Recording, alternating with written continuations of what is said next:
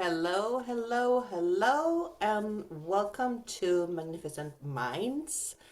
And today is a very, very special day because we have a panel of magnificent minds here today, and we are going to have a beautiful talk about Merkabah light body, Egypt, ET Starseeder, and galactic communicators. And it's going to be so interesting. I'm Eva, and today's guests are Cody Bryce, Nicole Espinosa, Cosma, Johnnie Womack, and Maureen Moore, and we are waiting in for Reshma and Reshma Eugene and Manos. Yes. So Mehernaz Madon. So they are joining us, and Reshma is here now. So we are going to welcome her here. And she's there. Welcome, Reshma. Hi, Reshma. Hello. Hello. Hi. Angel. How is everyone? Wonderful. Good. Good to see you. Good. Good to see everybody. We're just doing introductions. Yeah. Yeah, we just Okay. did an introduction, and here Mehernaz is to admit. So now we are all joining in here. That's perfect.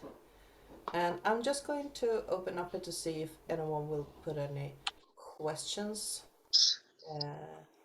during the live feed. So, yeah, we almost know each other, everyone here. So, Cody and Cosma, Johnny, Maureen, Reshma, and Mehernaz has all been together in the prior channeling before. And Nicole, you are new to us, so especially welcome to you.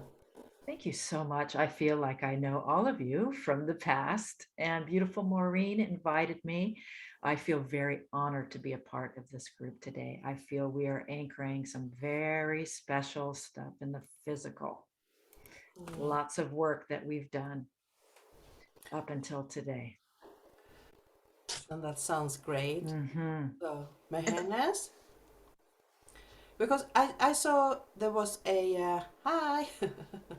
Hi. There, baby. Hi, Mehernaz. Hi, ladies. I saw that one of you posted, I think it was you, Mehernaz, that posted a screenshot about it's a very special day today, astrology. Yeah. Will you? Huge day. And actually, Nicole Yes. reminded me to look it up. And when I looked it up, I'm like, okay. It's a total moment of rebirth, and I know we've been talking about all of that, but no, it seriously is a total moment of rebirth in one of many layers of rebirth. So those of us who are in the receiving moment, will be going through a lot of upgrades, and it's this exact morning, Jupiter and Neptune conjuncted in Pisces, and it's a huge deal because the planet of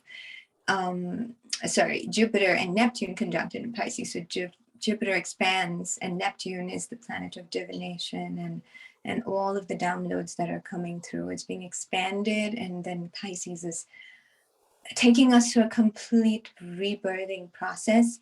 And there's just newness everywhere. You know, April is the new month in the zodiac, spring is here. It's just, we're all just kind of finally releasing what's no longer serving us at all, and just working with either the last layers that you have left, or just kind of understanding that there is so much coming with forward momentum that there is no reason to look back anymore. So Beautiful. Oh, That is gorgeous. thank you. Yay. Feeling that. Yeah. Now, as we anchor that, are any of you feeling any physical effects in the body as the density leaves? Any joint aching, any pains, anything like that? Yeah, my entire body is like shivering right now. Was that you, Johnny? Cody. That's Cody. Cody, it's shivering. Yeah. So Shivering, describe for us what's going on in your body. Yeah, it's weird. I usually like just sitting down to talk with you. It's kind of cold in my room, but it's fine with that. That's not why I'm shivering. It's like this internal heart thing that's shivering, and then just kind of moving throughout the body. And that's why I'm kind of trying to calm myself down, but it's kind of weird, or not weird, but I understand it, but it's just, working through it, I have goosebumps everywhere. Total yes. confirmation. I think Mhm. it's possibly a combination of all of our energies together, and anchoring something today, and what Mayor just went through. Total confirmation that this is happening, and hearts joining. We'll see in the video that I bring up that our hearts are connected. It's an electromagnetic field, a toroidal field even, and that we're magnets. Yeah. That's So going to be beautiful. so interesting. Do you want to start with that video? I would love to. So anyone who is watching our live Mhm. can be introduced to the Merkabah. Perfect. Let's do that.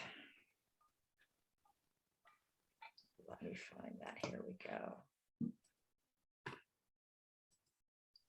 Check the chat.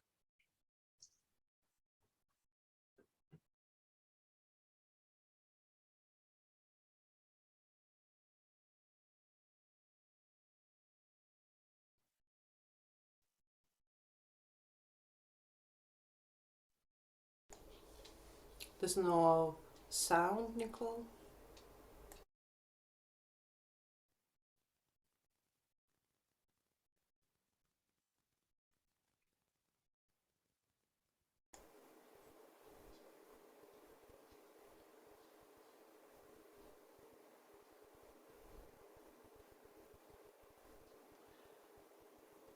Do you have any sound to this? Is it not? You're No, not we can't hearing? hear it. We can't hear it. Okay. Can you hear it?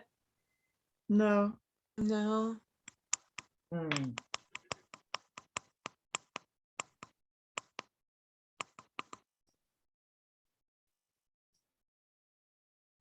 How about now? Not yet. Oh, there we go. Can you Yes. hear it? Yeah, now we can. Tattooed on my body. And look, there's one right there. Mer means light, Ka means spirit, and Ba means body. Merkabah. Put together, it represents. Can you tune it up a bit? Yes, you'd like to start from the beginning? No, just tune it up. Turn it up. Turn up the volume. Yeah, turn up volume, please. Turn up. Yeah. Hang on.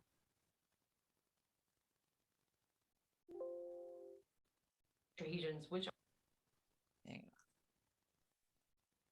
are 3D triangles. How's that? Spinning in opposite directions.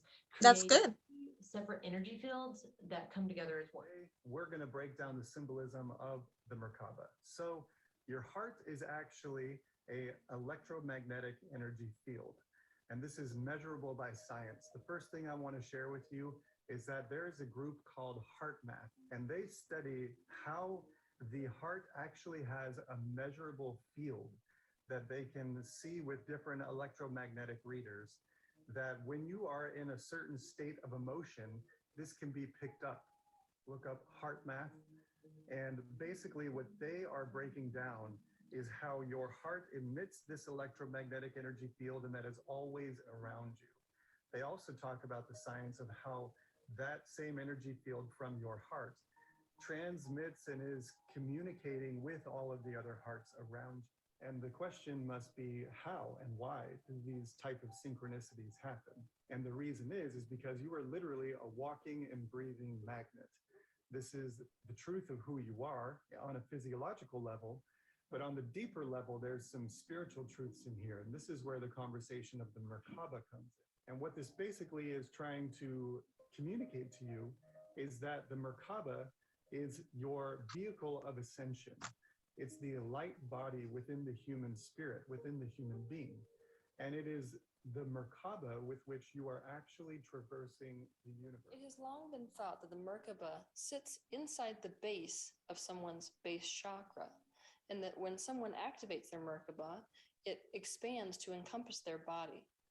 and that Merkabah can be activated through spinning techniques or breathwork techniques or focus exercises. The average human consciousness does not understand that consciousness can exit and enter this dimension at will, because it understands things in terms of movement, and movement in terms of travel. And when the human brain thinks of movement and travel, it thinks of a vehicle. It can't conceive of movement taking place outside the reality construct of a vehicle. And so the Merkabah has been seen as a vehicle for thousands of years. The Merkabah is a geometric pattern that moves either like a torus or like counter-rotating light fields. The energy field of a person, which is always present, takes on this pattern, which indicates that a person's consciousness is no longer purely focused physically and is now able to travel or is traveling through other dimensional realities. Take this one step further. When the Merkabah is activated to its full potential, it indicates that a person is able to take their body through stargates in other dimensional realities instead of simply taking their consciousness to other dimensional realities whilst leaving their body behind. The Merkabah. Yeah, the Merkabah is also a brain function. Initially, when I wrote the first two books, The Flower of Life, Volume 1 and 2, I thought that it was the heart that was causing the rotational, there's a counter-rotating field of light. And the part that rotates counterclockwise to us, that is the mind and the brain.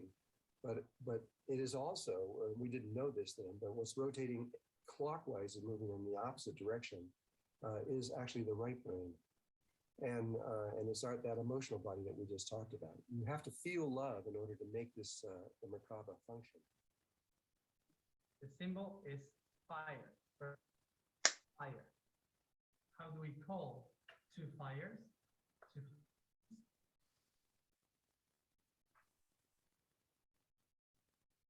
This is what we call twin flame.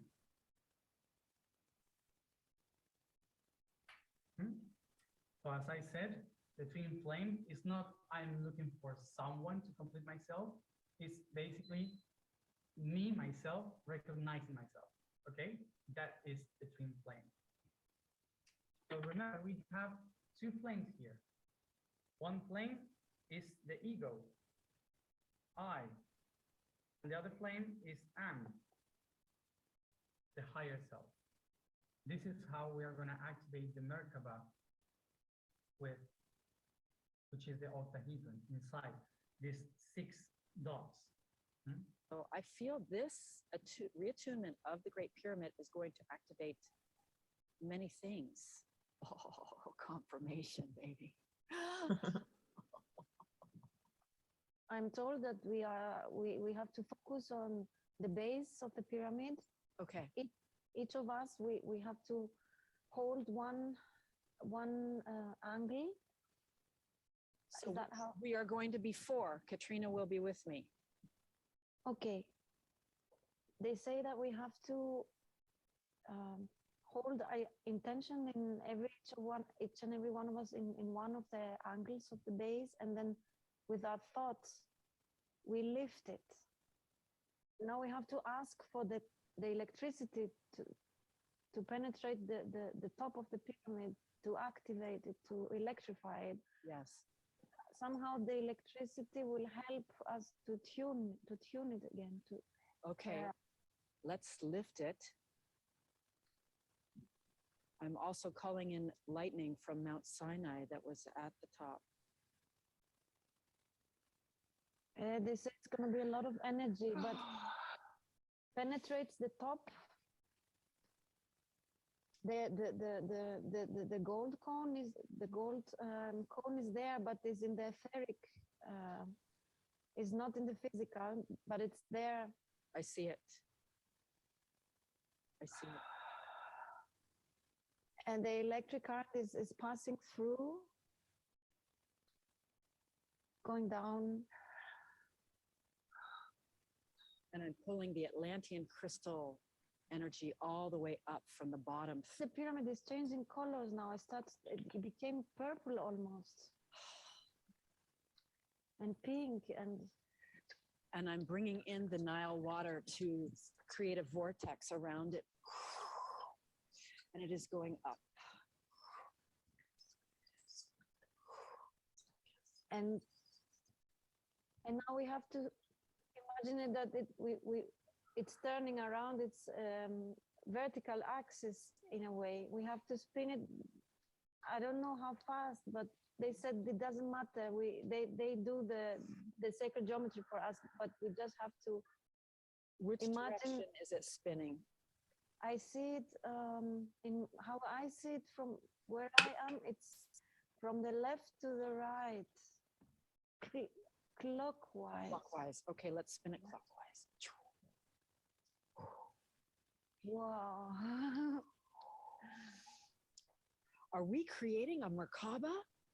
So if we, as above, so below, as above, so below, so duplicate the Great Pyramid, and it's a Merkabah spinning. I have goosebumps everywhere. I have goosebumps too. The sacred union, the Merkabah. Oh my gosh. Oh my gosh. Imagine it spinning. They say, keep your intention there. Imagine it spinning. And it's going to speed until the speed of light. I see it facing the Great Pyramid in the physical right now, and I see it spinning with its gold cap. Has water in a vortex. Gold from Khafre. Okay, Khafre gold is being activated and pulled into this gold vortex. Thoth is here. Yes. He's there, yes. I get goosebumps all over my body. Oh, I love you so much. We are also activating the Hall of Records, the Hall of Amente, Thoth, underneath the Sphinx. This is how we are gaining access to it. This is how. I see a toroidal field. How you call this? Like yes, toroidal. Yeah, from coming in from the top of the pyramid and out from the base, from the bottom. Yes. And yes, I don't know why, but it just started to appear, and it's just moving the energy from the top to the bottom and outside and then in again. Okay, I am going to turn my camera around so that you can see the pyramid. Oh my God. Okay, let's see. Can you see it through the curtains there? No, it's too much light. Oh, too much light. Okay. I see it. Do you see it? I hear that we have to flip the pyramid now upside down. Flip it upside down? Okay, this is where we create the Merkabah, so it's... Yes, makes sense. Above, so below. Flip it. Yeah, makes sense. Yes, I get goosebumps. Yeah, which direction? Counterclockwise this time. Okay. From right to left, yes. Okay. And we start the same process. Spinning. Yeah. Wow, I get goosebumps. I have goosebumps everywhere. This is sacred union. This is the Merkabah activation. The pyramid is reversing back to the normal position. It's like new. It's something different. I see so many colors around it. I don't know. It's like rainbow color. Yes. I had chills. Yes. Wow. It's complete. I heard the same. And I hear angels singing. This is what I heard in 2017. I heard angels singing when I looked up at the Great Pyramid from the magical house where I was staying. Really? And I heard angels singing, and then I heard the clinking of shackles from humanity falling all over the world, released from the shackles. Oh, let's see how we're going to experience it in the physical, babies.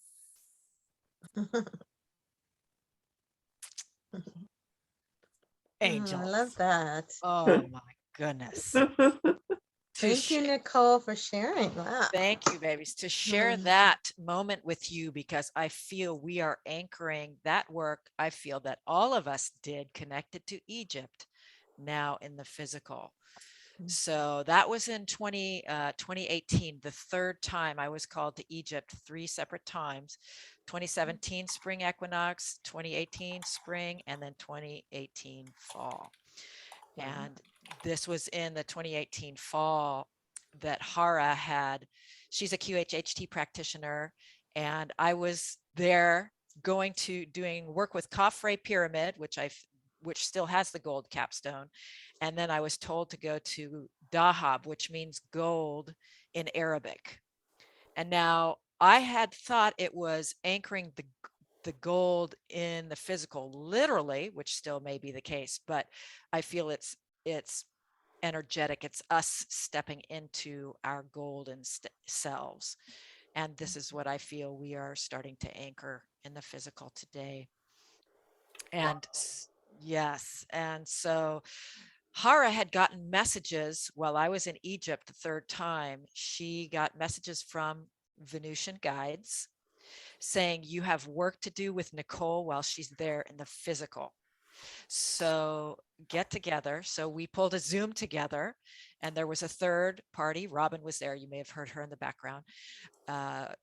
That we did this work with the Merkabah energy of the Great Pyramid, that its energy was muted and that it needed reattuning. And so the Venusians guided us through this whole process. And what was so funny about it is after we finished this transmission, I knew I had to go in the physical and go around the entire pyramid.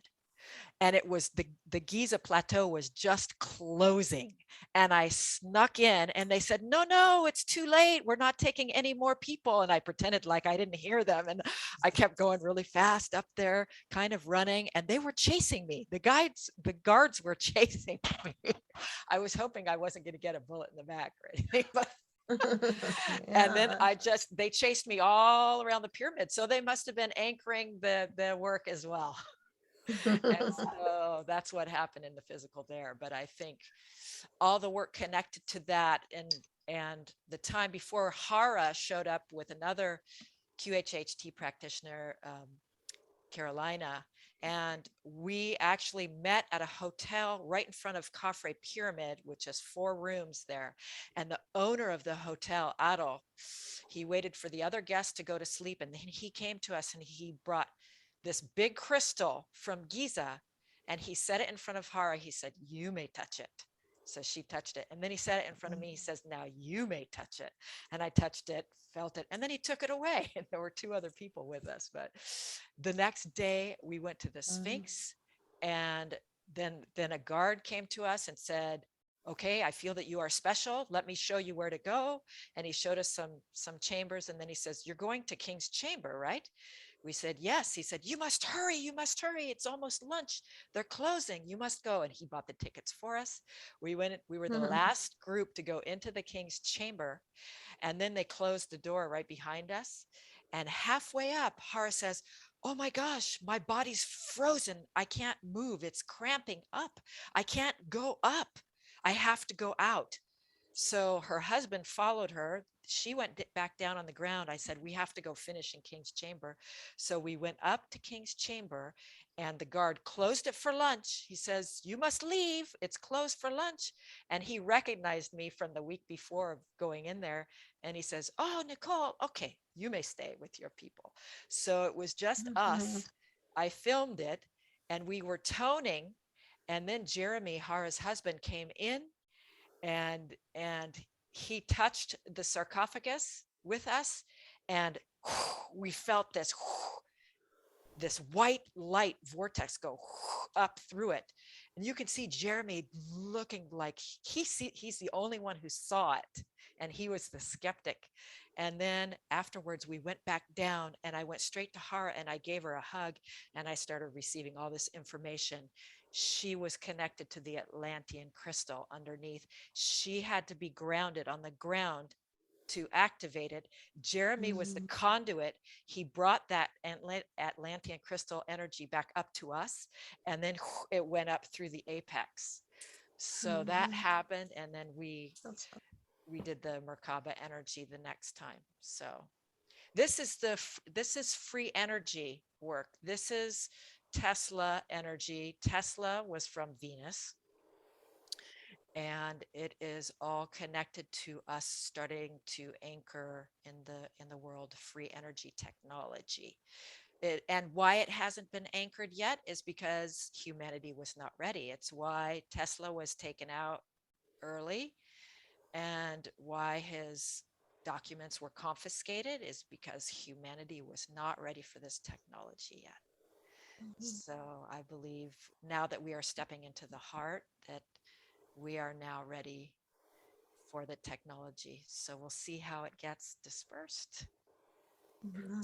I recently saw that, I don't know if you saw it, just the other day, that Elon Musk is Tesla reincarnated. I don't know, but That's I just saw that 2 days ago or 3 days ago. I think that's very fascinating. And it showed their pictures side by side, and they were kind of in the same pose, and it felt it like it was true. Well, isn't that interesting? That's what he named his cars.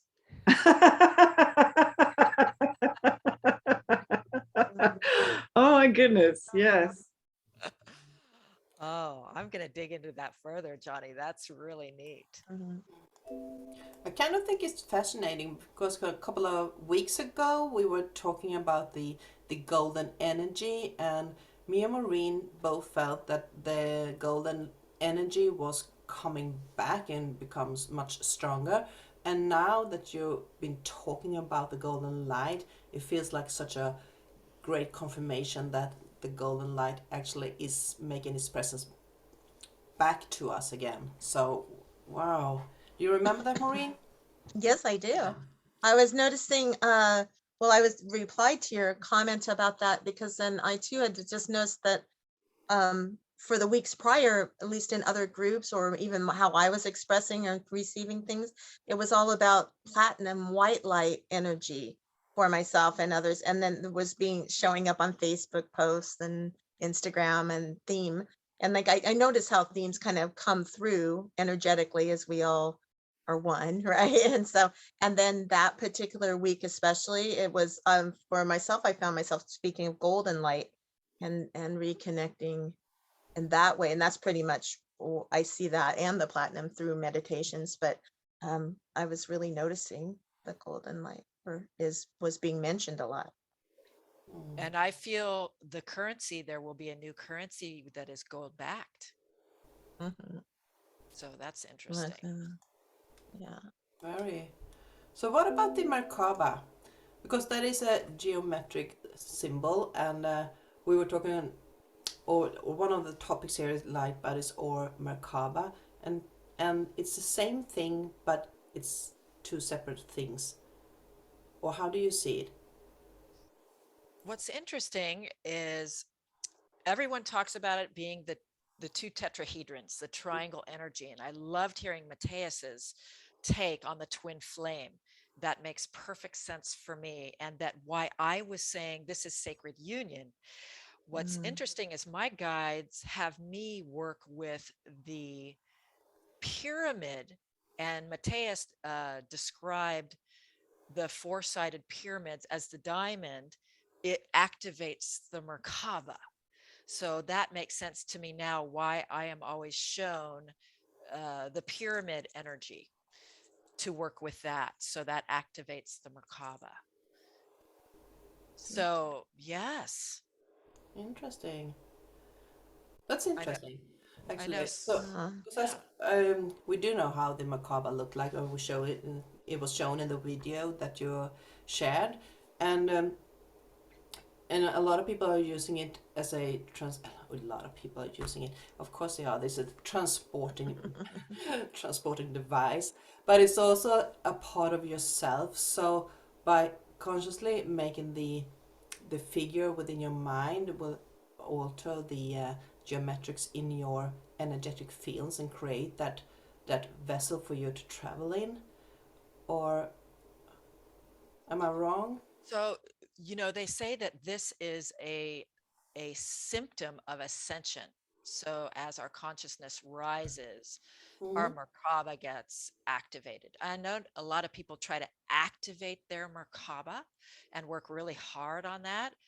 I see it as something that will just happen naturally, and that our future selves use that as transportation, and maybe we use it in dream state. I don't know, but I do know that some people are seeing it Mhm. in the physical, right? Mhm. And it, I don't know if Johnnie wants to step in and talk about that. Well, sure. I just want to say one comment about activating the Merkabah, and John Valo Melchizedek mentions in that little short video. I don't know if anybody picked up on it, but since I'm old, I read his book Flower of Life many in the 80s, I believe it was.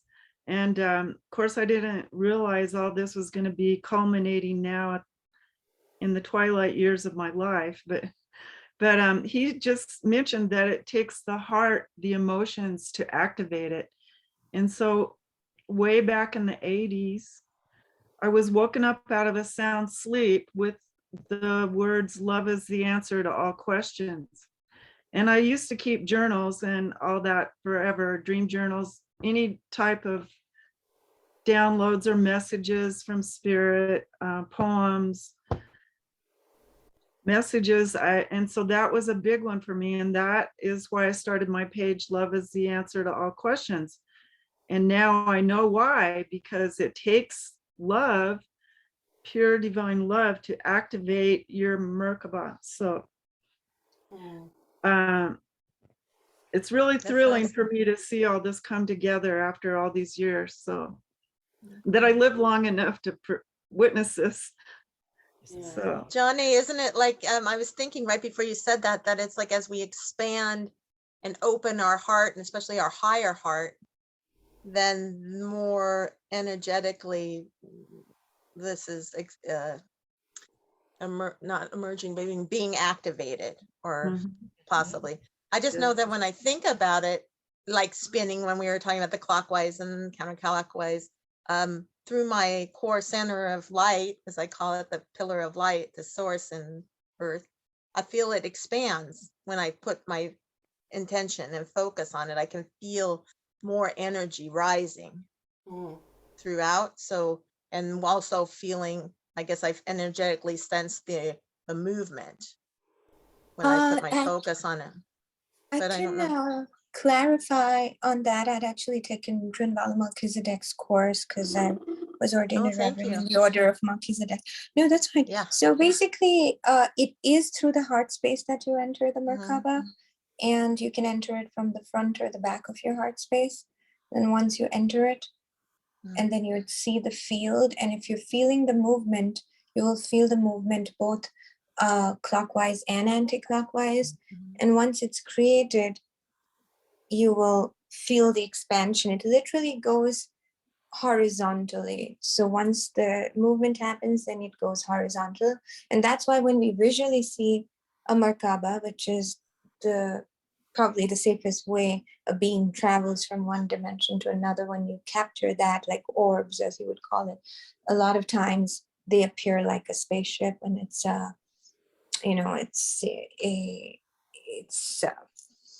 it looks like it horizontally expands once the energy kicks in. So yes, and the purpose is important. Like the purpose of activating the Merkabah is important. It's a tool of traveling safely to other dimensions, and it's a tool that's used by not just our species but others. But this is my take on it. That when you are traveling within your Merkabah, you are much safer than in any other way of traveling. And the Melchizedeks are some of the, it's got something to do with the oldest traveling priests. That's one of their things. They're always traveling from place to place, teaching about their collecting data and teaching about their information. So that is why they have mastered the tool of such travel. But yeah, Johnnie, please feel free to add to that. And just wanted to Oh, clarify. I'm just learning like you all, but, Okay. since I grew up in the church and I remember about Ezekiel and the wheels within the wheels, and I don't know if you guys remember that from the Bible. And Ezekiel actually saw the chariot come down and he was taken away. And so everything, it's not just something new. It's been there, like Meher says, forever, that the ancients did use that as their traveling vehicle. And I don't know what else to add other than this is all very exciting. And Well, Can Johnnie, I throw something out there? Yeah, absolutely. I'm sorry to interrupt you, but no, I kind of wanted to like maybe throw this idea or just kind of talk about it. We're constantly traveling through parallel time. You know, it's existence is frame by frame existence. So we're always traveling through dimensions, if you will. Therefore, the Merkabah is always activated. You're always traveling within it. It's just either fully activated or jankily activated, you know, either fully spinning, you know, smoothly, correctly, or not as smooth, you know, just as the heartbeat is either like really smooth and you're really calm, or it's very janky and you're very anxious, you know. And so that the traveling is basically just once you master it, you can really travel through the dimensions rather than just shifting frame by frame like we were programmed to do, basically. You know. Just throwing it out there. I'm not sure if it's correct or not, just thinking. Well, I do love the explanation that I'm hearing here, because when I'm working with the Merkabah, I see two pyramids, one upwards and one downwards, and they are spinning in different directions. So that is how I feel the energy goes on when I'm working with that, and we made it as a transport into Telos, because I'm also with Eilid Segal from Telos. So we use that Merkabah to travel, and that is such a nice thing to hear, that those pictures of how I picture it to work and how I perceive the energy is also something that others are perceiving it too. So I like that. Thank you for clarifying that. And I saw, Nicole, you were going to say something. Now, Eva, I want to ask you a question. Yeah. When you imagine the pyramids working for the Merkabah energy for Telos, are they 4-sided pyramids or 3-sided? 4. Okay, I work with the 4-sided too. So isn't that interesting that most people talk about tetrahedron Merkabahs? Yeah, well, it's a square and a top. So yeah. Isn't that interesting? So Cody, you wanna add to that? Yeah, I was listening to a lot of Cryon channelings, and he mentions the Merkabah not being a single shape that we think of it as like we have this, you know, shape that might be like the foundation of what Merkabah is, but it's constantly changing in shape. And so it's not just one single thing. And I'm pretty sure multidimensional beings or other beings would have a different form of the Merkabah, not just the 3-sided or 4-sided. It would just be, it's a vehicle where you put two things and spin it, and then the center of it is able to go through and creates a torus. And so it's a lot bigger than what we just think of it as. We try to symbolize things to make it easy, but I think it's a lot more complicated. Is that connected to our DNA structure, to our physical bodies, the way the shape is then? That's a curious question. Yeah, that's very interesting. I'm not sure about it. I do know DNA is involved in the Merkabah and the spiral. And I think it's really exciting you said that, Cody, because since I started filming the Merkabahs on February the 8th, the first ones were kind of white, and then I had the low one that was gold, and it looks the same as Victoria Lillenquist gold Merkabah. And then the rest of the ones that I filmed, most of them were blue. And then lately, like it's been really cloudy out and I haven't been able to get, but a couple of them were white. So white, blue, and gold are the different colors. And I was wondering why they presented as different colors. And now that makes sense because they're different vehicles. And so that makes sense. Different vehicles created from different DNA, going through different types of dimensions, many reasons, right? Oh, yeah. Johnny, have you tried communicating with them yet?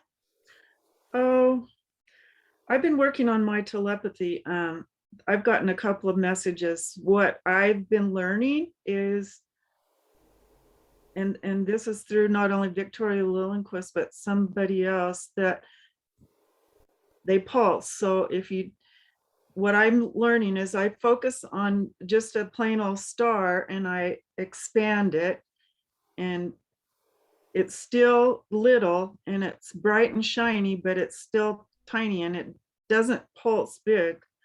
And the pulsing is supposed to be the messages are to our third eye by watching the pulsing.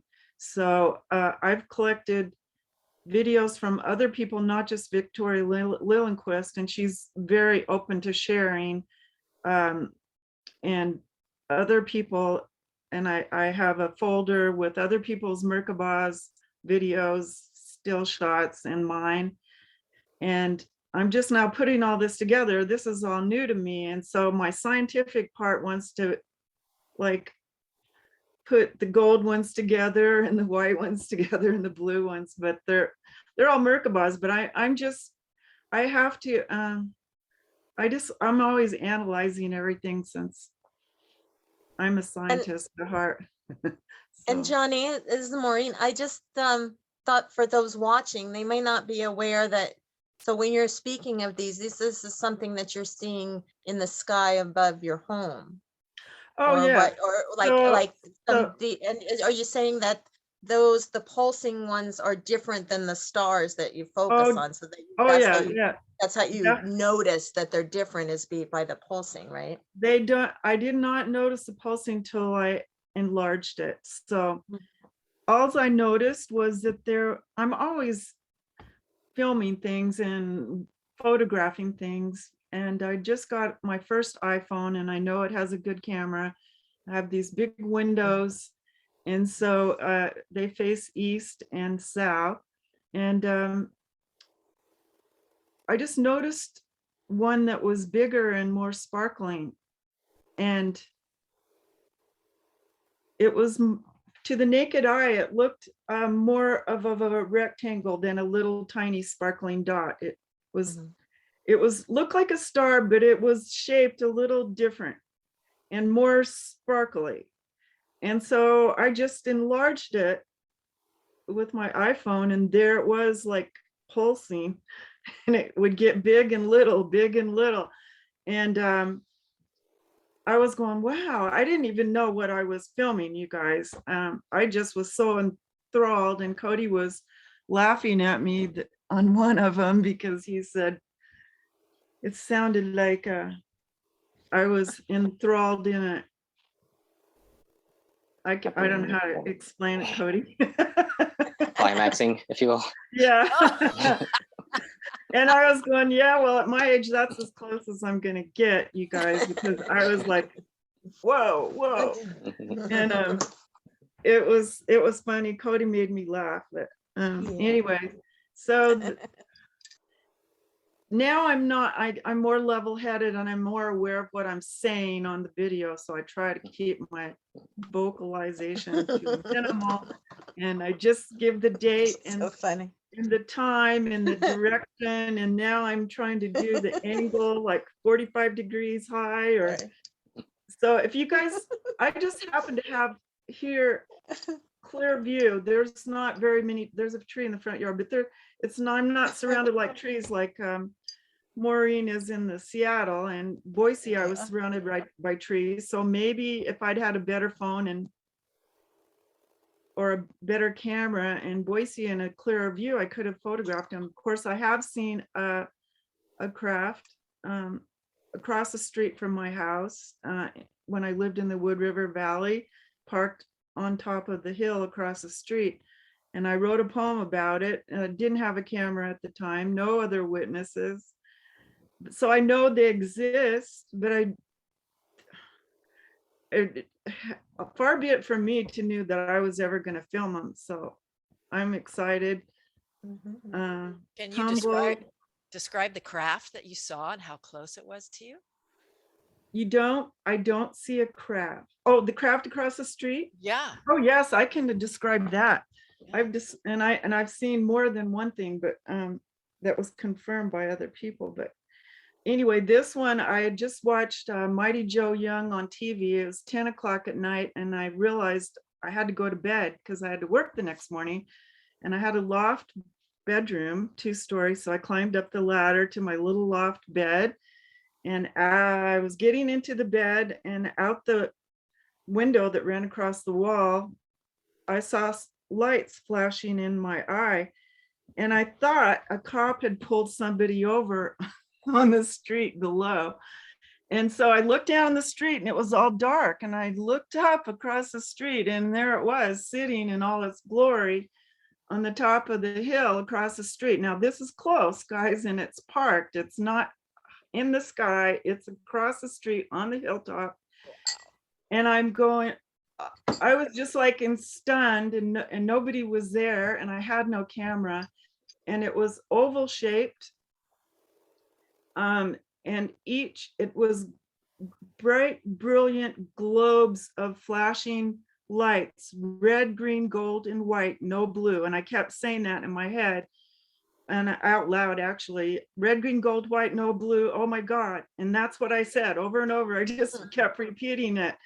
Red, green, gold, white, no blue. Oh my God. And it just, like, I would say it was, from my eye to where I was watching it, as big as 2 747 jet aircrafts wingtip to wingtip. It was huge. It wasn't a little teeny light on the top of the hill, you guys. It was huge. And these brilliant, brilliant flashing lights. Of course, I'm out in the country, and there's not any other houses within sight. And it was right and directly in my window. So I'm thinking I was supposed to see it, which I believe now to be true from what I know. And so it just got littler and littler and littler, and it went out. And I know now that's cloaking. Like, they didn't want everybody in the world to see it, so they cloaked. And so that's the first craft I ever saw that I know that was true, real, and existed. And in that valley, there's a lot of activity,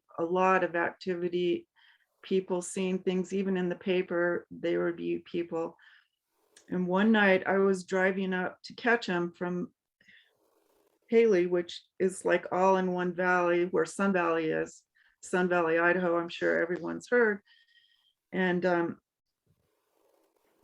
it wasn't dark. It was just getting dark. And on the side of the road, we're in a valley, and there's not mountains, but there's quite steep hills in this valley that we're in. And to the left, this was a gigantic, huge sphere of neon green, fluorescent green. And it was in sections like an orange, a little darker, but you could see through it, but it was still lightly neon green in between the sections. So it was a sphere, a total sphere, huge, as big as a hotel. I mean, it was huge. And it floated gently behind one of the hills. And I almost wrecked the car. And there's cars coming and going. I'm going, I know other people had to have seen this. The next morning, I called the Wood River Journal and talked to the editor of the newspaper herself and told her what I saw.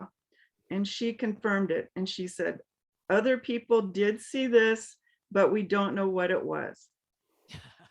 That's So fabulous. I that was true and confirmed. So those are my two stories that I wish you could see it through my eyes, but I love Yeah. it.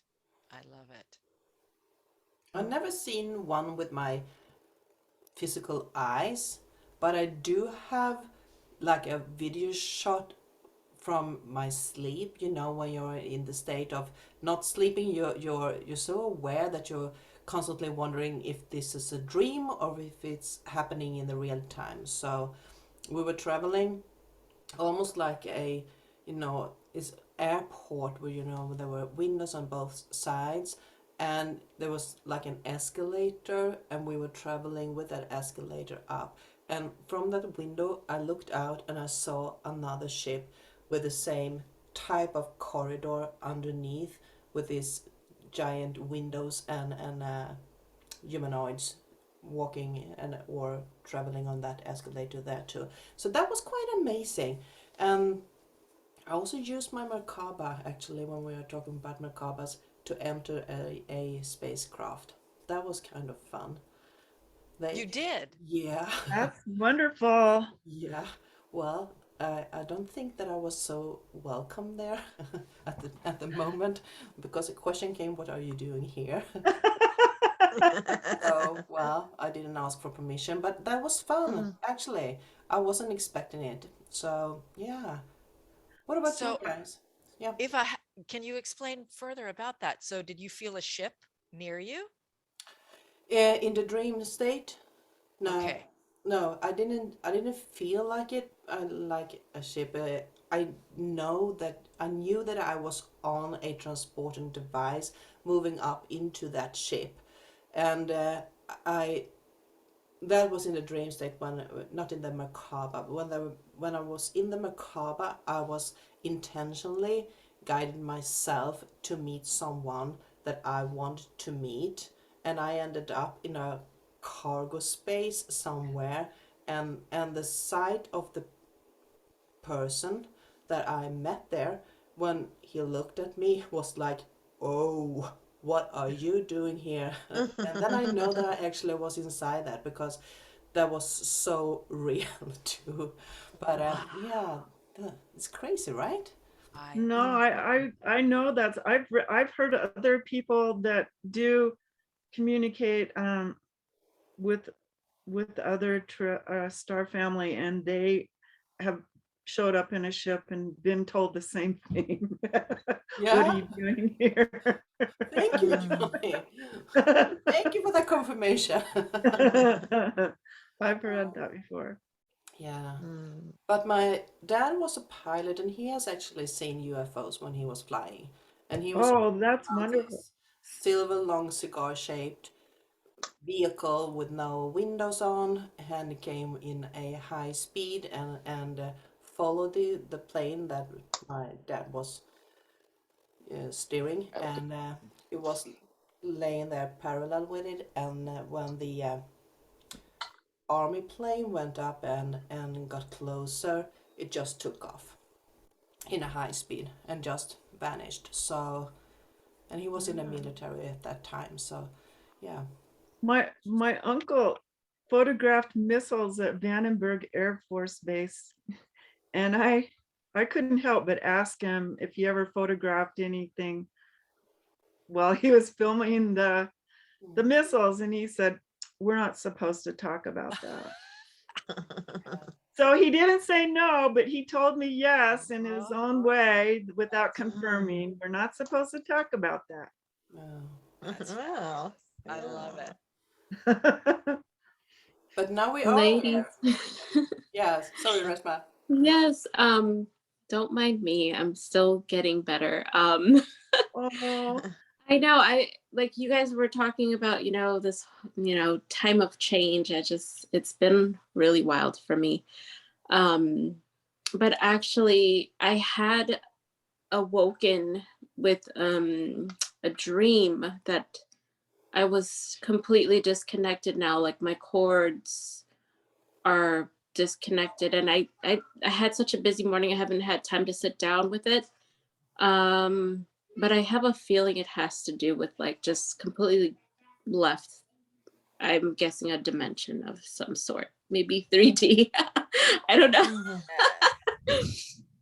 but but so it's been wild. And as we're talking about this Merkabah and the UFOs and everything, and I sat here and I was asking myself, well, why if we travel with Merkabah, why is there UFO? You know what I mean? What is the point of, what do you need this big metal or whatever material, ship, and I started remembering, my experiences. As a child, I've had a couple of UFO experiences, but in this current time, I believe like last year, I was swimming in the pool and looking up at the sky, and I'm like, well, I was told everyone's going to start seeing ships now. Where are the ships? And then I saw like 2 cigar-shaped ships just pop up, and I recorded that and I posted it. And it's, they're not planes. There's no wings, there's no windows, there's no smoke coming out of any end, right? So I love so it. that was fun. But and I've been on ships. I've been on the ship with Commander Ashtar, doing cleanup around the planet, getting rid of some reptilians here and there. So that was fun. But Now, Reshma, how did you see that? I went to Elizabeth April's gathering, and because I've done so much work around the planet, like on my own and my guides, and I said, well, let me see what working with her is like. And I ended up, we were doing, fighting reptilians that were in the Antarctica. I don't know if she posted it on her YouTube or not, but it was just taking care of business. Just being on the ship, looking out the window, like a big window, seeing all the action happening below and going in and going out. It's, hard to describe. It's like surreal, it's happening, but it's, yeah. I love the big window. That part I always see with Ashtar. Yeah. Yes, you always like. Yeah. So but and all my dreams that I've had, or felt like I was, had lucid dreams of being on a ship, it's always with the really big window and being present and working on something with the grids or that's how I visualized it too. When I don't intend, I just, if on the times that I've had those kinds of experiences. And Maureen, how did you feel yourself at that point? What was your title? Do you know if you were, what were you working on the ship? Well, I know when I've been in hypnosis with the QHT, I'm commander, but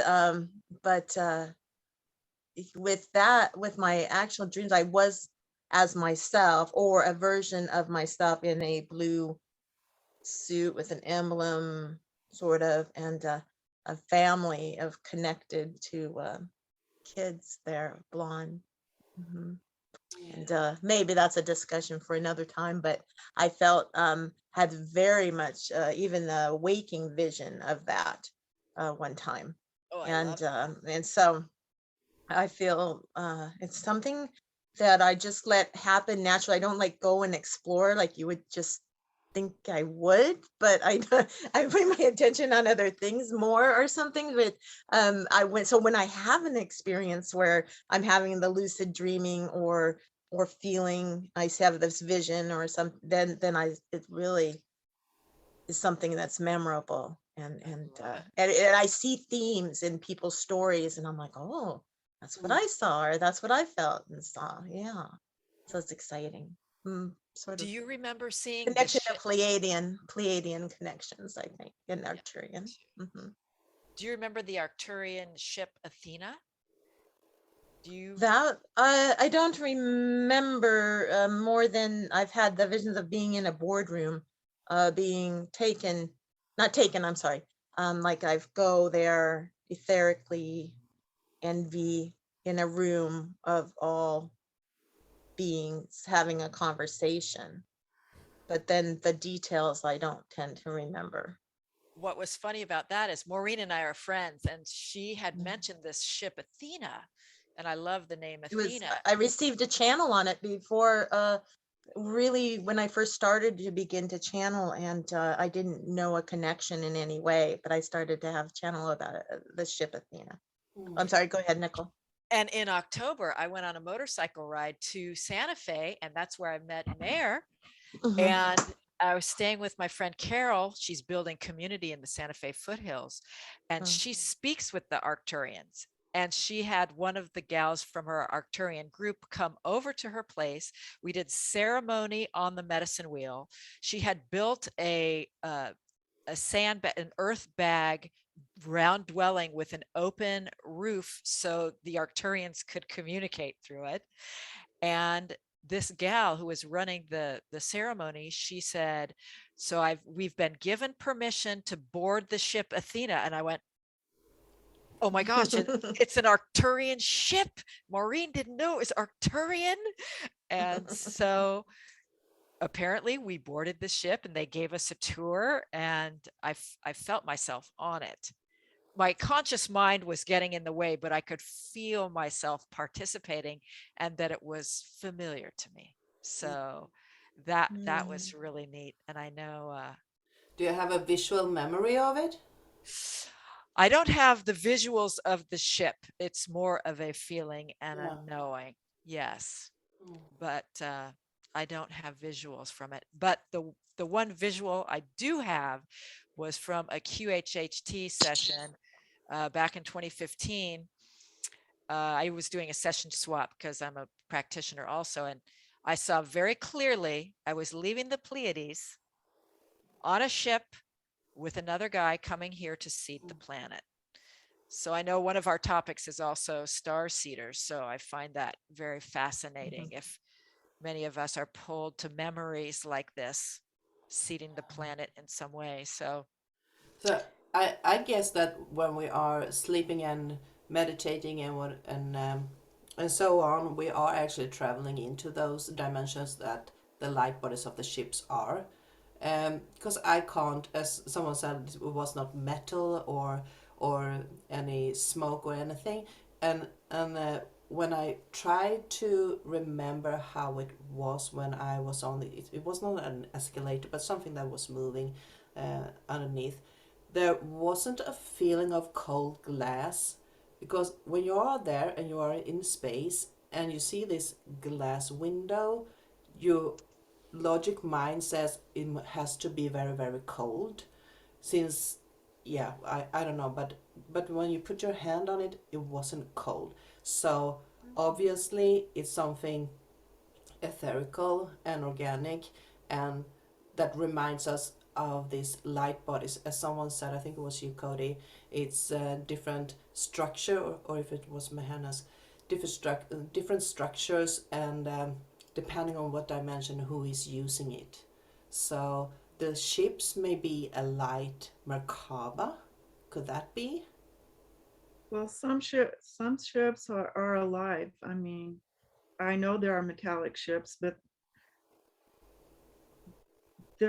I believe the Merkabahs are alive. They're not. They're organic. And can we travel with others and connecting Merkavas? Yeah, that is an interesting aspect. May I share? Yes. When we are doing those meditations in a group with Eilert, we are using our own Merkabas, and we are entering to the same spot and enter a huge Merkabah and travel together into Telos. That is quite interesting, because that, when I thinking back to my youth, the first time I tried to do a Merkabah meditation, didn't have any clue about what the Merkabah really was. It was a meditation, we did it a couple of friends, and it was more like a fun thing to do.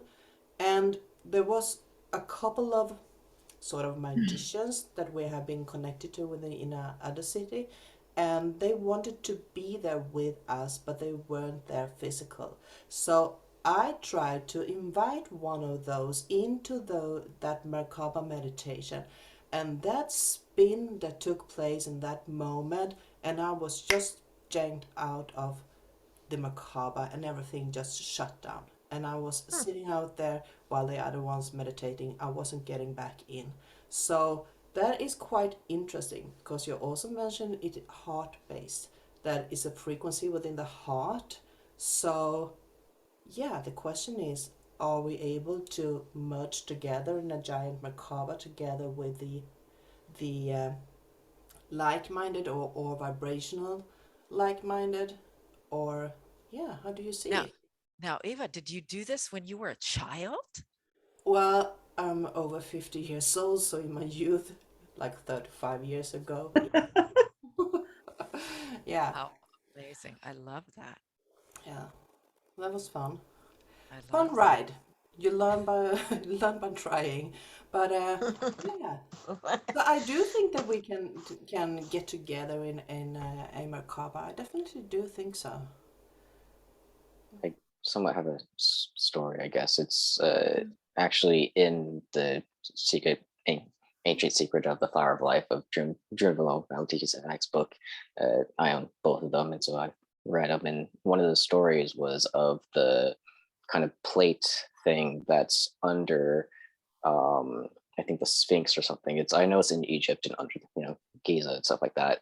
But it's just like this huge like plate that's only like 3 atoms thick or something like that, or like 5 atoms thick, and then there's an engraving of the Flower of Life symbol that's only 3 atoms thick. And the masters at the time, the 7 masters, would all sit on that plate, and it would rise up multidimensionally through the earth. So I know that's a story there that's has something to do with the shielding of earth, and something, but yeah. I was in a meditation group through David Starr recently in the last couple of months, and that was one thing we were led to do. There's like, I don't know, 8 of us, maybe 12, but that's how it was envisioned, that we're shown how they worked in, I think it was in Inner Earth, tell us that, but just how masters would sit in the circle and all create a unified point and rise up and do, and now it's not all coming back to me, but when you described that, I was like, that's what I was experiencing in that meditation, was something very similar. So it's how you know, I have to think about it more later to share, but how we unified our consciousness and energy to create for a task or a goal within, and share information and love. Yeah. Anyway, that's my side comment. That is so neat. So how do you connect the ships with the Merkaba and the star seeders? Because what is seeders? Can we explain that? Because we all are seeders in some way, or in some ways, right? So every person in humanity, do you think? I don't know. Well, every time that we go and do a like a gathering, and we are connecting with each other and sharing information, we are seeding something.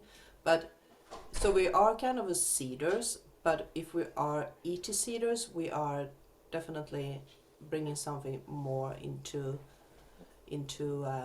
the reality in this moment. How do you see that? I Well, think they're. Go ahead, Johnnie. Oh, well, I was just thinking about what Meher said at this time. It's the birthing, the new birthing. And I do know that we're all here to remember who we really are. And so from my understanding, there's like so many extraterrestrial family. We are all seeds of extraterrestrial families. We are the DNA, we have it within us, and we're awakening to that. And the proof of that for me personally was started when Eva and I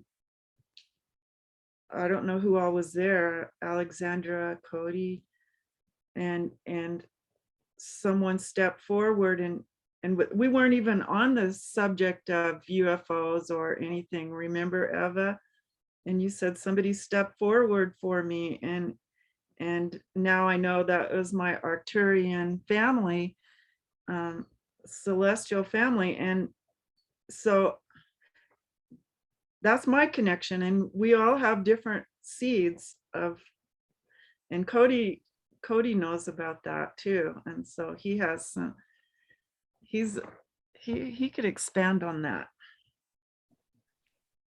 Yeah, I was going to say, it's like there's different levels of seeders, if you will, because there's like the average everyday person that's seeding the earth through the, crystalline grid that's bringing energy, like they might be, not aware of source or any of this stuff, but they're still somewhat evolving and helping the whole thing work. It's like they're still seeding energy into the earth, even if they don't know that they're seeding it. Let's just say that. And then there's like the more like focused seeders that know about the energy, that are more, bringing it in a bit more and have a little bit more connections with other, like ET stuff. And so it goes into another level to where you're bringing extraterrestrial energies into Earth through those seeds, and then it kind of gets further and further back. And then if you want to talk about the seedings of like even planets, you got the Pleiadians seeding us, you got the Arcturians seeding the Pleiadians, you got somebody seeding the Arcturians, you got somebody seeding them, and it goes on forever and ever. And so there's a constant seeding of this light consciousness, one after the other. Good explanation. And Cody, I wanted to ask you, when was it, who was just saying about, was it you, Nicole, about the two? Oh yes, you were, Nicole, about how you were allowed to touch the crystal and your other friend was allowed to touch the Lemurian crystal. And Cody knows a lot about crystals, so I was wondering what his thoughts were on that while you were talking about that.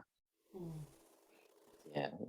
I was just going to say that hotel owner knew his stuff, I should say, like, because crystals like to pick up energy as well, and so he probably actually got told by the crystal to allow those two to touch it because that crystal wanted their energy.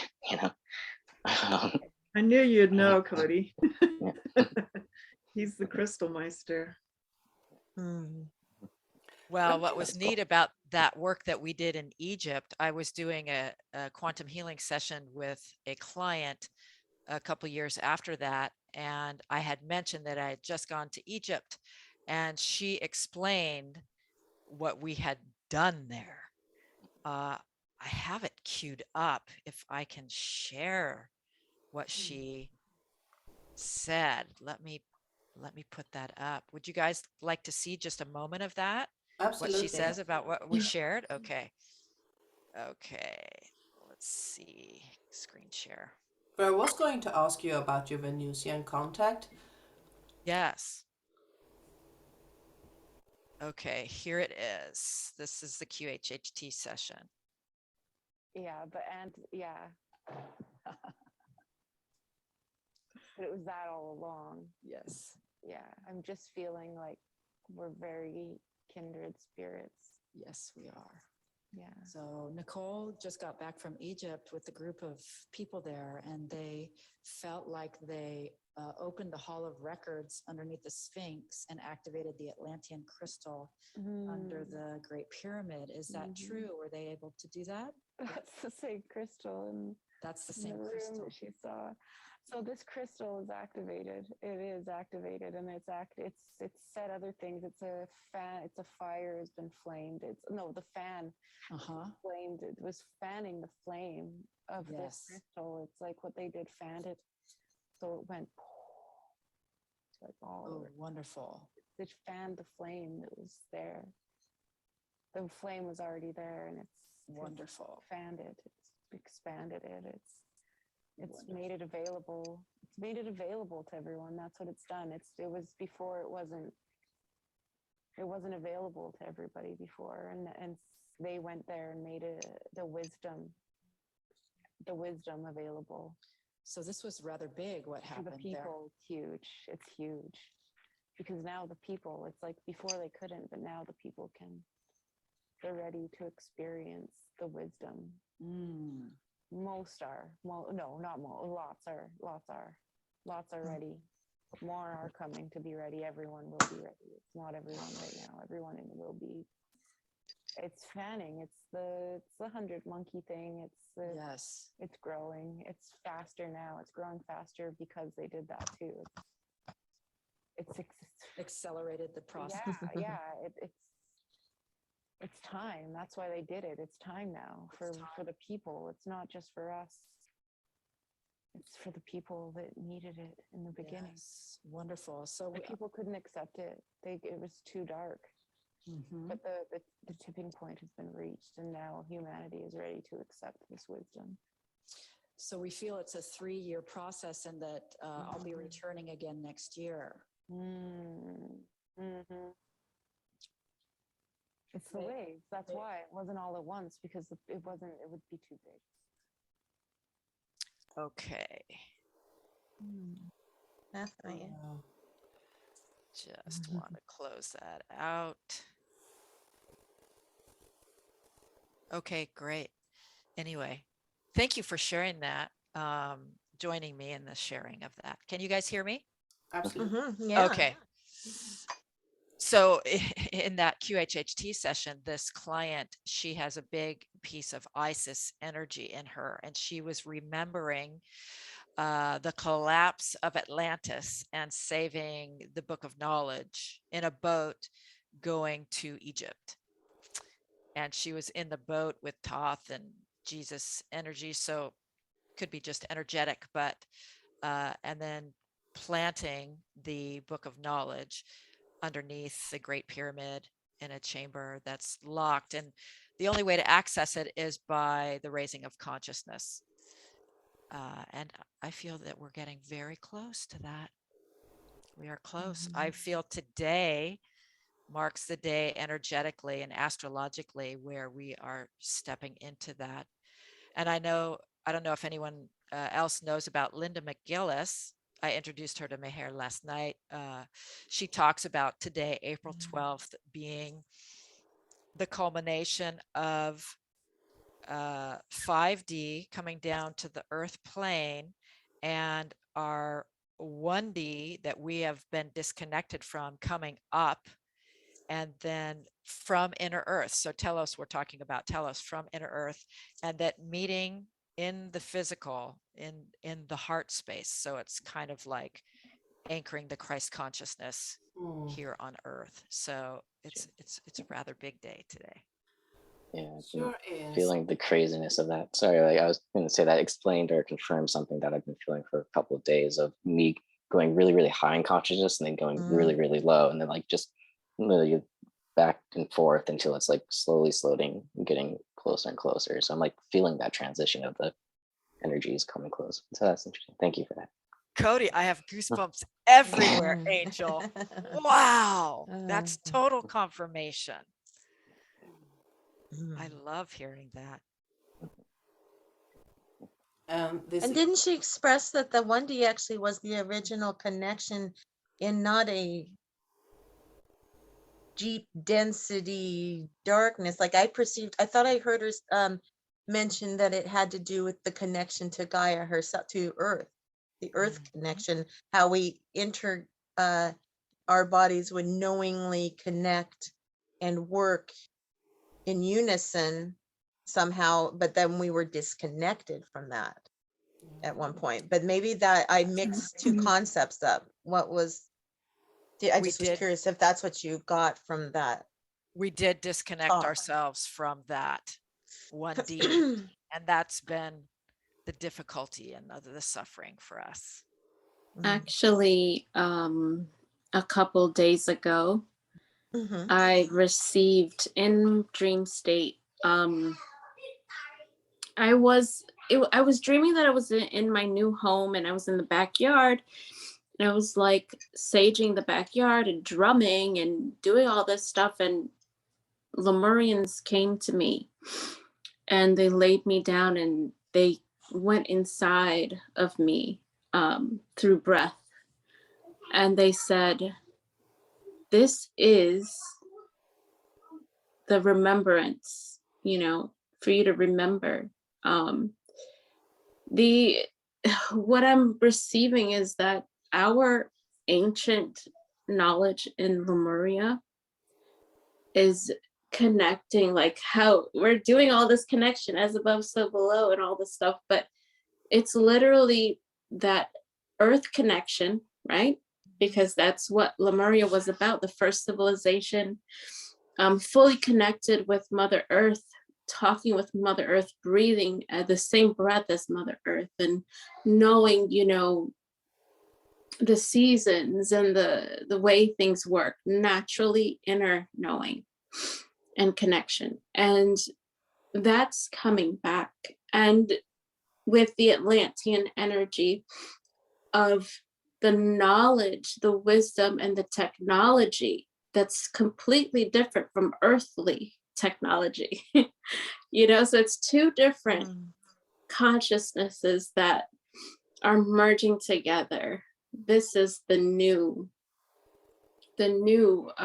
conscious, the new human being that we're creating, the new consciousnesses of being completely, merged together, both completely knowing earth and, doing our shaman work, and also incorporating the technology.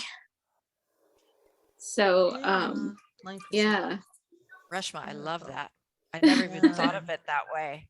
Really? That's one of my That's perceptions is like that. Yeah. Atlantis, but Wow. Atlantis, and then Lemurian is the earth. I'd never, that's so beautiful. Wow. So, I thought this was old news. Once again. Yeah. Because I feel that inside of me. Makes a lot of sense why the star people are so connected with the natives are so connected with the star people, right? So it's like now it's all of them coming together. Basically everybody who can help Gaia is coming together in whatever way, instead of denying one side of it or the other. That way we don't make the mistakes they made in Atlantis. As we progress, we kind of tend to be mindful of Gaia. Just makes sense. Yeah, and I think I probably used the wrong word when I was speaking. I didn't mean lower consciousness as in like negative or bad. I was like meaning as in like down to earth, Like, kind of. Yeah, I was just, that's why I was checking. Yeah, right. It's not like negative or anything like that. And Well, and recently it Cody, happened. Yeah. Or just when I was listening about that, that's my first take was my mind went to more of a darkness density. And then I listened to her words and then what she was saying, and it was about the more earth connection. And I'm like, oh, that resonates. Yeah, that I feel like that felt right to me in that moment. Interesting. But you were saying, I'm sorry, go ahead. Yeah, I was just like crying kind of in one of the channelings recently, was talking about something that was like so in my face, but I still couldn't see it. And he was kind of explaining like all the three major religions don't account for Mother Earth and the creation, or in like they don't give enough credit, so to speak, or focus on Gaia, Mother Earth a lot. And that he was like, Mother Earth is like your best friend. It's part of your whole life. Therefore, don't just deny it, and kind of it's there. And basically, I was forgetting to be Mother Earth's best friend, and that channeling reminded me of that energy of being so in touch with Earth that you could just know what was happening in the environment around you and act accordingly. It just felt so natural, and that's what I was like going down with, and that consciousness level of just wanting to like roll around in the dirt and just hug a tree, all that type of stuff, but which I don't do because I've been like I don't like getting dirty. So the thought of touching earth is like kind of for me. And so for me to think about rolling in the earth is like, whew. Oh, yeah, right. Don't feel So, bad, just like, Cody. Don't feel bad because I don't want to get bugs on me.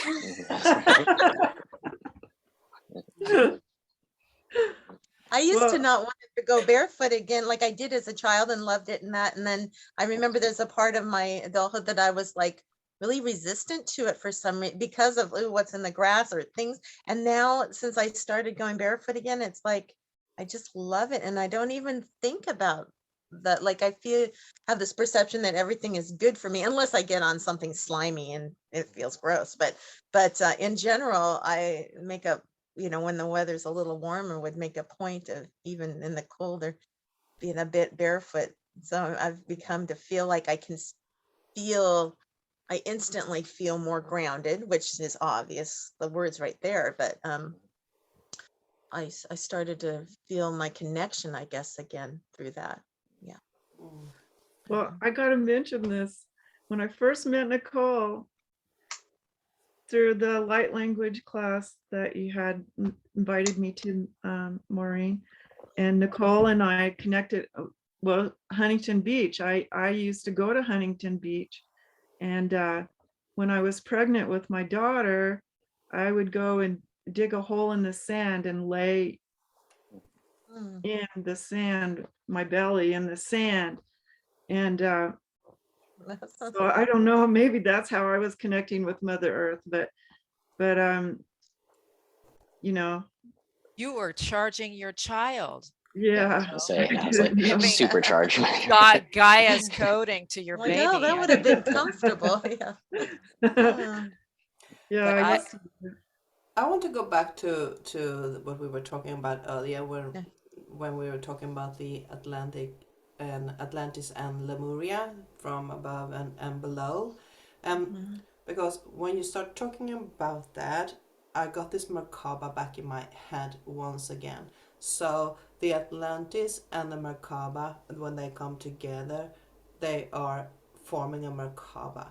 And then we are moving back to the DNA structure. We were talking about that the Merkabah can be different between different species or different collectives out there. So if we are in a time where we are connecting Atlantis and Lemurian right now, the Merkabah shape is one of the energetic vibrations for that merging. I love that. Back to that? Yeah.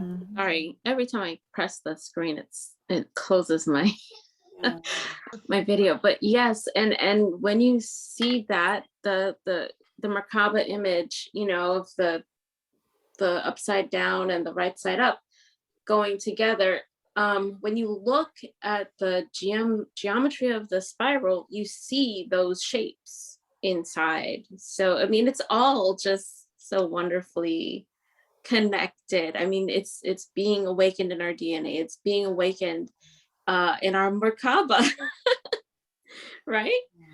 That's what's growing in us. We were earlier talking about activation day, that this day was an activating something.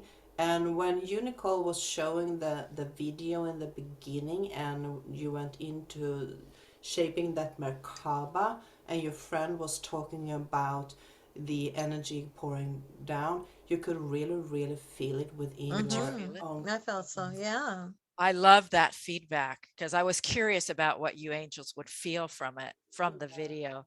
Even watching the video today, my heart was expanding from it, which was so incredible. And Cody's background is reminding me another part of that transmission with Hara, his ceiling fan. When I first got to Egypt, right before Hara contacted me, I was in Luxor and I was staying in a Nile flat, an apartment on the Nile, and lying down, looking up at the ceiling fan, and there were purple lights from the ceiling fan. And I felt this Atlantean crystal light emanating, this purple. And I saw this white gecko crawling on the ceiling above the ceiling fan. And I just started receiving this information. That gecko is me. climbing on the underworld, right, of the two pyramids, and the ceiling fan is the energy from the Merkabah energy of the activation of the Great Pyramid. And when I told this to Hara, she said, oh my gosh, I can't believe it. That's the lizard. So cut back to 6 months before that, when she was in Egypt with me, she received information from her guides, follow the message of the lizard. So she kept looking for a lizard. When she was there, she never saw it. And then so 6 months later, when I was there, it was time to receive the information from the lizard, which was this activation and the above, so below underworld. So Cody's ceiling fan reminded me of that. And I wanted to share that with you, which was so neat. We get messages all the time, right? Yeah. It's the puzzle pieces we put together. It's fun. But I also want to hear more about the Venusian connection. Yes, I feel connected to Venus. I don't have clear memory of my connection or lifetimes there, but I feel very connected to Tesla. And so, Johnny, I'm pulled to Elon. I'm fascinated by him. So that's really neat that there is a possible reincarnation connection there. But I did read, and I'll provide the link later, of this one book, I'm trying to remember the name of it, that talks about Tesla being brought here as a baby from Venus. So I do feel the free energy technology connection from Venus. And I don't know if you guys know Joshua Tree in any way. There's this amazing structure out there called the Integratron, built by George Van Tassel. Took 17 years to build, right, Johnny? And that he was camping in the Joshua Tree Desert, and was Venusians came to him. They downloaded these blueprints of the Integratron into him. It was supposed to be a time travel machine. So who knows if this is connected to Merkabah in any way, and also a cellular rejuvenation plant. And so he was to build it over the specific spot that had ley lines, vortices, 7 of them, creating such an energetic field. So he built this dome, the blueprints, he built it, and he died unexpectedly because it wasn't time. He was just about to turn it on, and then he died right before he turned it on. So it used copper Tesla coils underneath. There's 2 levels in this Integratron. And since then, now 3 sisters own it. They are I can feel they are the guardians of this. I've been in touch with one of the sisters because I went there, and they run these sound healing baths there, and I'm transported out of body every time I go to get a sound bath there. And I was in communication with her, and I said, I know we are sisters. We are connected to Venus, and I will help you turn this on. I don't know why I was saying that. I said it in an email, and she said, wow, that email was filled with a lot of information. So I just got chills right now. So have you made any further contact with them after that, or? So when it's time, I'll be contacting her again. So every few years I contact her and remind her of our connection to Venus. Nicole, you were just reminding me that I think it was like 2 years ago, I was getting a lot of channel and guidance regarding yourself working with the Tesla kind of theme, we'll just say. But then she was telling me about what's the name of this location? And I was outside at a picnic table, and just I had thought about doing I had just had a pencil with me, and I all of a sudden, because I do actually do channeled artwork with colored pencils, but this was like I found incredible energy came through my body, just like vibrating. And I have the drawing somewhere, but I started sketching with my pencil, all grayscale, and it was I don't even know if you had fully told me. I didn't see a picture yet of the place that you were talking about.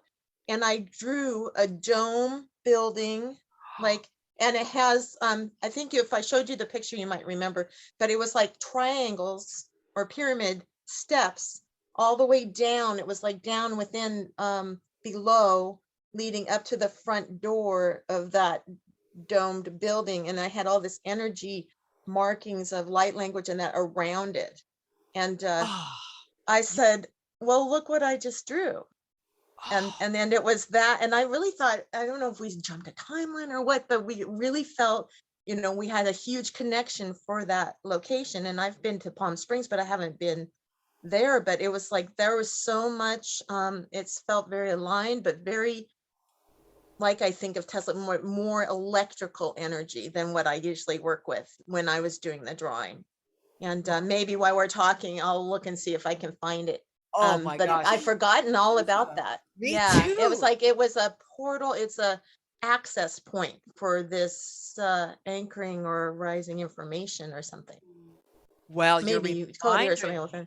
you're reminding me what is connected to that, not far from that Integratron, is giant rock. Oh, what are you Right. holding up, Johnny? What does that say? Omnac. This is Woman is Alive. She's from Venus. And this is available on Amazon. I felt really connected to her and I read all of her books. And so. Oh, will you give us a link? Yeah. I'm going to go off camera for a second. If you have Amazon Prime or, you know, access to just Amazon and go to the books and you can pull it right up. Omnac. Omnac. Okay. I will look it up. She's amazing. It tells her whole life story. I think I talked about her in one of our Cryon classes months ago. Love it. I love it. So yes, I want to look her up because I'm fascinated by that. Yeah, she's a fascinating lady, and she's had a hard life because, you know, she had volunteered to come here, stay here, but it's been hard on her. It's been hard on a lot of us starseeds. So it's not easy. No, and I always say it's hard to be, once after I woke, and you hear this a lot, it's hard to be in the world but not of it. And so it's a fine balance of being awakened. You find a lot of people will say, beam me up, Scotty, take me away. But like Cody says, we're of the earth and we have to be here, and we are made of the earth, our outer bodies, but we have this eternal spirit within us. So it's a fine balance to maintain here. Being a star. I guess that I'm the black sheep of the family because I really enjoy being here. Oh, I do too. No, it's not that. I mean, when I was younger, before I knew who I was, I mean, I had a hard time, but I enjoy being here. But Eva, you have a fun time everywhere. So that a girl. Hey everyone, I stepped away and I was really surprised because I've done this drawing so long ago and it was just on a piece of notebook paper. And when I went through my drawing accordion file, for some reason it was right on top. I don't even remember why I put it there, right? And it's nothing, I think it's going to be odd, but I'm going to show, it's actually wasn't the pyramids below as I remember, they were above. It's more like they're little portal doors. I don't know if you'll be able to understand or see this. I'm trying to get my note. So here's the Integratron, and then there was like, when I was drawing, there's all this energy around, I think is how I interpreted it. And am I in the frame? Oh, and then these were like little portals. Wow. Oh, steps on that. And then that's what came through in like less than 10 minutes. I just was really drawing faster than I ever drew before in that, because usually I draw with really bright colors and it's abstract and all that. And this was just on a notebook paper that day. And I don't know what it all means. Maybe Angel, I'll ask again. Will you scan it or take a picture of it with your phone and send it to me again? Because I think it's very, the timing is perfect now. I wanted to say, I noticed that I drew this great big arrow from the very bottom here up pointing to the top of the door of the entrance. Oh my goodness. Oh, And it's like I went over it a couple times, so I put a lot of energy into drawing that particular arrow. So I'm not sure what's going down here around here anymore, although I remembered it as energy. Right next to the Integratron is this huge rock called Giant Rock, the biggest freestanding boulder in the US, I believe. And the Native Americans used to work with it in ceremony all the time. And there was a guy named Frank Kritzer who built an apartment underneath it and lived in the earth underneath the rock. And that's where he met George Van You showed me a Tassel. picture of that. Yeah. So it's Oh, all wow. connected, and George Van Tassel lived under Giant Rock too. So in 2018, I went camping with two friends right next to it. And in the morning, as we were leaving, we saw these guys. So they had filled in that apartment with some cement and lots of dirt because they didn't want anyone going under there anymore.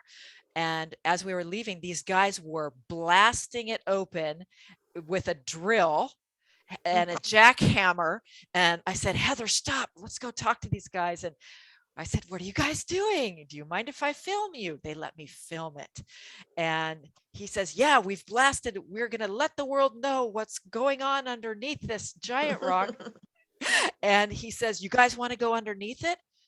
Yes. So we climbed under there.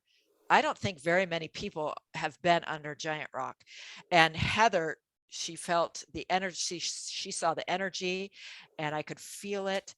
And I said, this is connected to the Great Pyramid and the Integratron. So Maureen, I felt it underneath there. The Great Pyramid and the Integratron was connected. I think that's what you're drawing there. Wow. Wow, maybe, yeah.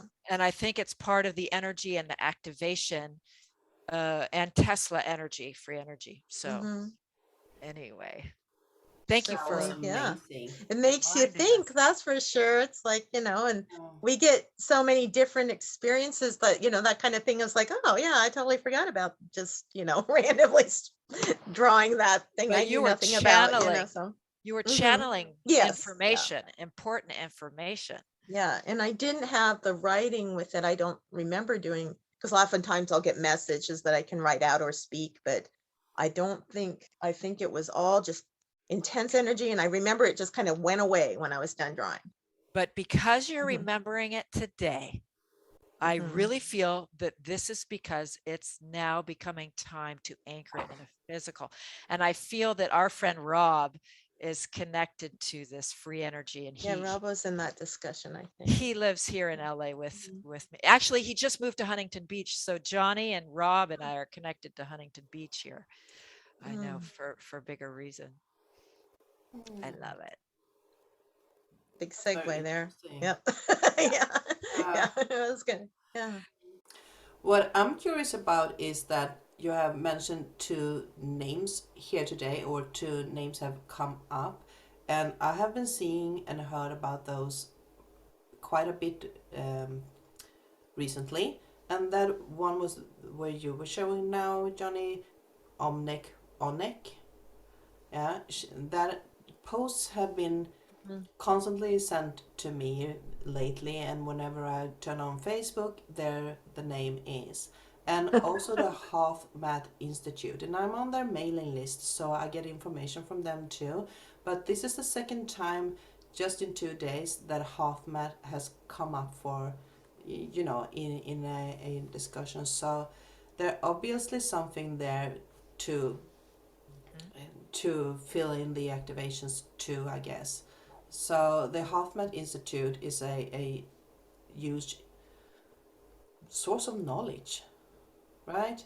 So they have everything in spam. So if you don't know who they are, please look it up there. But I doesn't know too much about this Womack. Is she a channeler or what?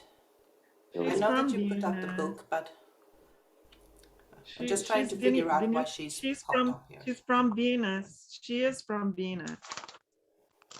So that is She's the on connection, Earth. the Venusian. Okay, because I also seen right during this talk and when we was talking about when the Venusian came up for the first time during our talk here, there were beings of light entering, and they were very tall and very thin light beings, and the light. I always expected Venusians to be like pink aura, but this is like white with a shape of ice blue around them.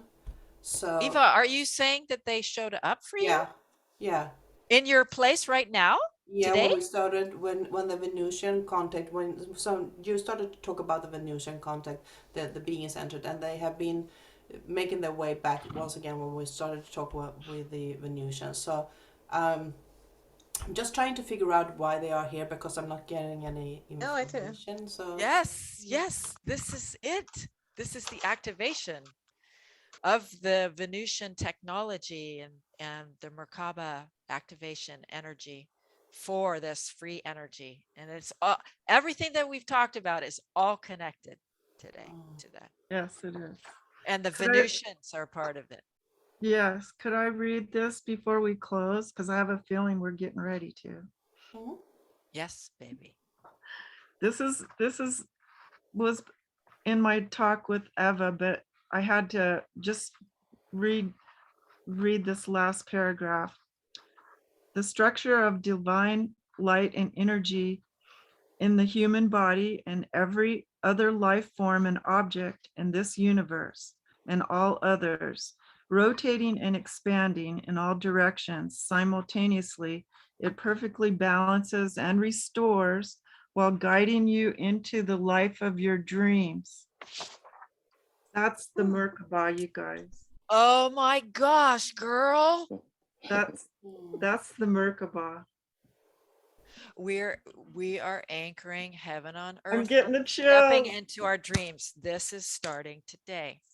I'm getting the chills. That was beautiful. I've got all full body chills. Was that on the back of the book? No, this is on the internet. Okay. About the Merkabah. I wrote it out. And that last being guided into the life of your dreams is what the Merkabah is doing, you guys, when we balance and restore our energy. This is what's happening. We're going into the life of our dreams, you guys. Yes, yes, yes. love it. Just love it. Like I like the sound of that. Yeah. Johnny's a bundle of joy. Mm. Celebration. Yeah. I'll go along with that ride. Yeah. So, do you have any final closing words that you want to share with us? I was just actually going to say, I don't want to continue anything, but I was just saying that it reminds me of Bashar and his kind of Essassani culture, to where they live the lucid dream, like they're always dreaming, but always in reality. They're like the dream state and awake state are one for them, you know? And so when you're saying you're moving into your dreams, it's like moving into the state of ultimate awareness where the dream and waking state are one thing, you know? Oh, that's a beautiful point, Cody. Yes, yeah. But I'll end with flow with love. Yeah, thank you. Thank you, Cody. But may I speak a little light language? Is wanting to come through in response to Cody and you all, like just anchoring in all that we've discussed today, and I feel, you know, sending out open-hearted love connection to all, being our just expansion. It's like anchoring in our ability to expand and create and see more clearly. Teko ana kaliana kosayana kotoyanea. Kolena kayanele ana kotoya mo kodoyana. Hayana kaliana kolodogoda yanele ana kotoyana yana kaya ha. Oceana. Sayano kolochana mane hayana yana koya. Leana kaya. A lot of energy right now. Poka bayanaya na karianaya na liane honoyana kai. Soyonoko. Se ante haliante hoyana. Shayante aliante holiane. Foko shayane. Oyamone leana haya. Moshayana kaya. There. Yeah, it's just grounding. Kosalane kaliana kototeana shayane. Thank you. Oh, Angel, thank you for the gift. Thank you. Oh my I felt it in my heart activation and solar plexus, and then I felt a deep grounding coming through. Lots of energy. Like, yeah, it probably could have gone on for a while, but we're getting long here. So, yeah, thank you. So beautiful. Thank you so much. Yeah. Nicole, do you have anything you want to close up with? Yes, I have this image of a car battery of the positive and negative terminals.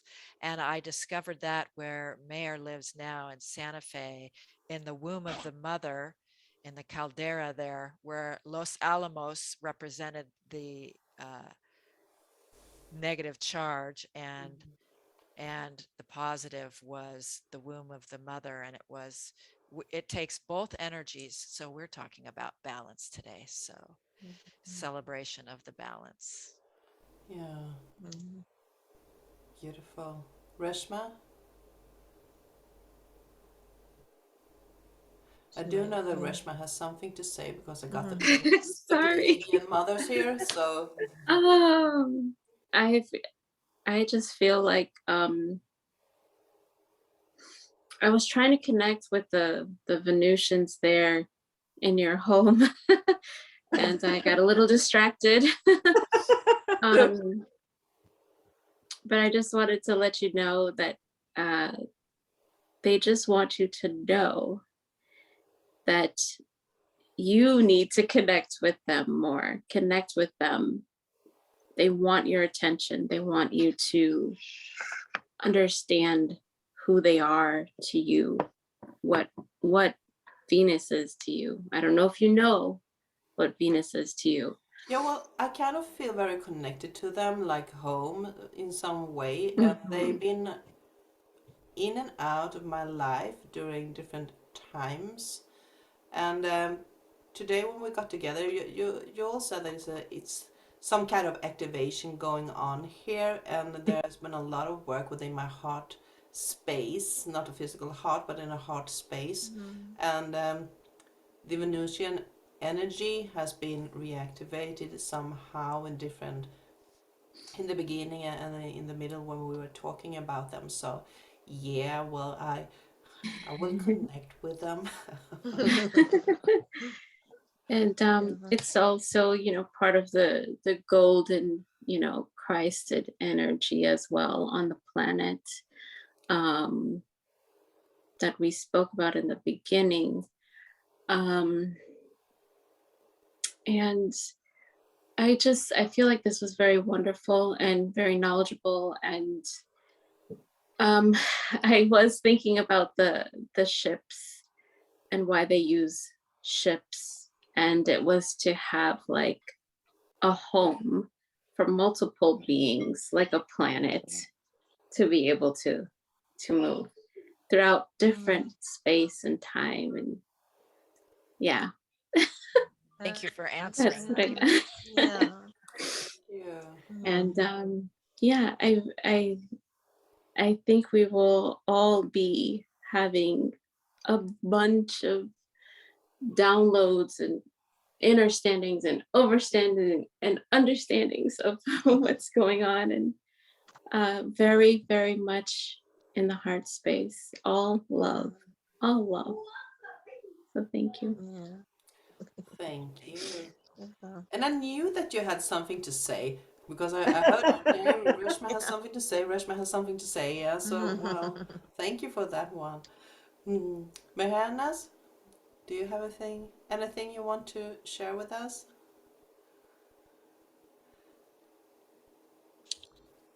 Yeah, I just feel like in terms of kind of moving layers, this is just another very deep, huge layer that we're moving. And I also feel a shift it's like a rite of passage that we have to go through each time. Each time we once again shed something in order to go further. I remember my gurus, when I was much younger, used to always say, the further you go towards Guru or Jupiter, the further away you go from, the collective in a sense. So it's interesting because the further we move into the dimension of oneness, we realign with the right collective, but also there is more of a disconnect from the other types of collective, and it's this interesting path, and we're on this path. And for everybody that's watching, I always like to kind of acknowledge everybody's consciousness that as you're attracted to watch something that you're learning about, don't ever kind of judge where the consciousness you're coming from, because it's through the release of the old consciousness that you will move into the new. It's always like everyone's like, oh, okay, we're going here, we're going there, we're traveling here, we're doing this, and then so all of that is fine, but it all comes through whatever cleansing processes happen. All of that is also part of it. And so I just wanted to acknowledge that people understand that process as well. And every time you do go through that, the reward kind of persists and comes in. And in terms of the Merkabah, thank you, Johnnie. I loved what you said about how we truly need to be inside our hearts, inside the unity consciousness, inside our consciousness of oneness and growth. And then we are able to access the vehicle that will take us traveling to dimensions where those qualities are of imperative or necessary. Okay, so that's all I had to say. Thank you. Thank you. Thank you. And Well, I think we can all certainly say here that each and every one of us are routinely going through different phases of release and transmuting, even when as far as just, I'm not just talking about karma, it's just like, well, whether it's be through the body or realization of a mental pattern that we might still hold, or an experience being reflected to us, back to us to look within. It's all of that brings us more of these experiences when we get open up and release. So I hope I make some sense there, but yeah. I think you do. And I think that will be the closing words, because it all started with Johnnie when reading that beautiful script. Unless you want to compliment with something, Johnnie. I'm good. So thank you so much, everyone, for being here. That was a pleasure to meet you all. And I do sense that it has been a lot of activation going on here, at least for me. So if not anyone else feeling something, I'm happy. I'm activated today. So yeah, that just I'm happy too. made the joke. It was a really fun to do this talk, and looking forward to meet you all again in another panel talk. So thank you and bless you. Bye bye. Thank you. Love everybody. Thank you. Namaste.